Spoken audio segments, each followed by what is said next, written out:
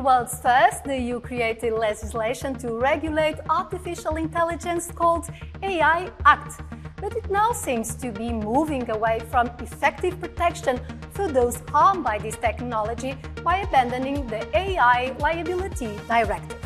The withdrawal of the proposal to ensure justice for AI victims is the theme of this EU-Decoded.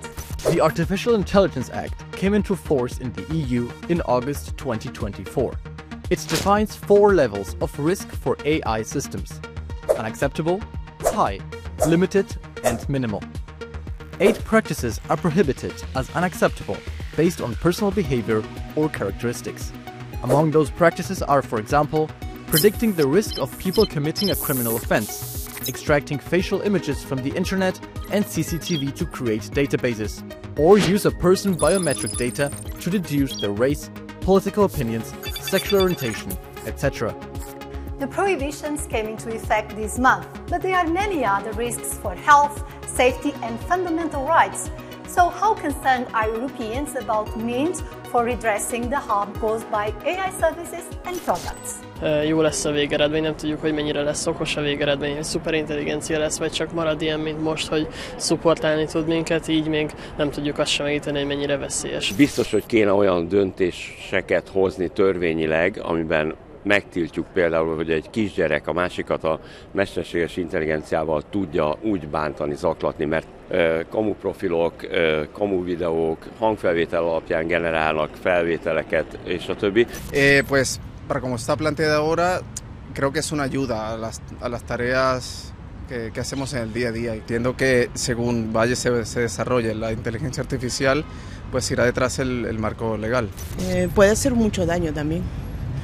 Pues montarte cosas, inventándote también. Yo creo que es una tecnología sumamente interesante, pero también muy peligrosa si no se tiene una regulación adecuada, ¿no?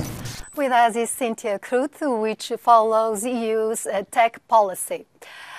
So the European Commission proposed the AI Liability Directive 2 years ago. What was the goal at the time and why does it want to drop it now? The AI Act was agreed last year and now starts to apply.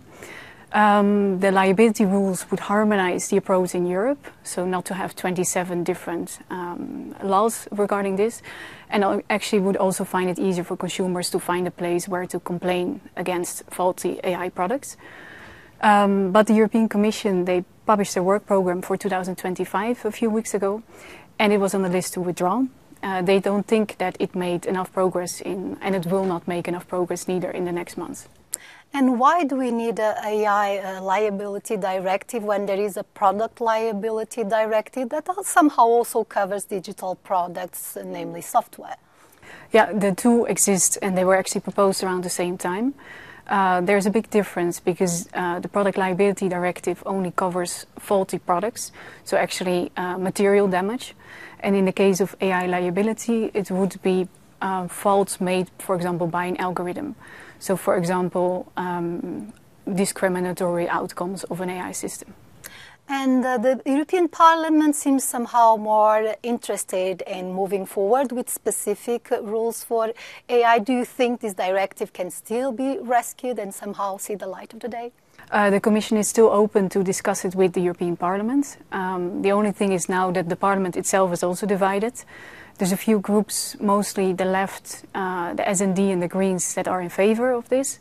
They want to protect consumers like this, while the ECR and the EPP are against, and they think actually the AI Act in itself could be enough to protect consumers. Abandoning the AI Liability Directive can be a symptom that the European Commission is listening to critics who say too much regulation hurts industrial competitiveness. To address this, President Ursula von der Leyen announced a new fund during the AI Global Summit in Paris in early February. Invest AI will mobilize 200 billion euros to finance 4 future AI gigafactories across the EU. A dozen smaller units are also planned, allowing companies to test their AI models. With us is Brando Benifei, a centre-left Italian MEP that was co-rapporteur on the AI Act. Thank you for being with us. You classify the withdrawal of this directive as a disappointing choice because it creates legal uncertainty. What are the risks at stake? Today, the product liability rules are difficult to apply in a proper way to protect consumers, citizens, workers, the vulnerable people, as well as small and medium-sized businesses when we deal with AI. So we wanted specific rules because having no rules for this means that the 27 member states will end up having different liability regimes. So we know this will be the outcome, and it would hinder our competitiveness. Well, the Commission said that the proposal was stalled, but it seems open to continuing discussing this matter. What could be the strategy to get rules that would help the individuals to defend their rights when it comes to IA? So we have different ways. Directive would still be the best way forward. A light legislation, not too heavy, but that can create a minimum common standard. The alternative is to recommend certain rules to the member states, but that's a weaker way because it leaves more space for governments to just not do anything and ignore the indication. The other way could be to modify directly the product liability legislation, which is also, for various reasons, a bit of a cumbersome approach. So the President of the European Commission has said, and I quote, AI should be a force for good and growth. Do you think regulation is somehow affecting the competitiveness of the EU when compared to China and the US?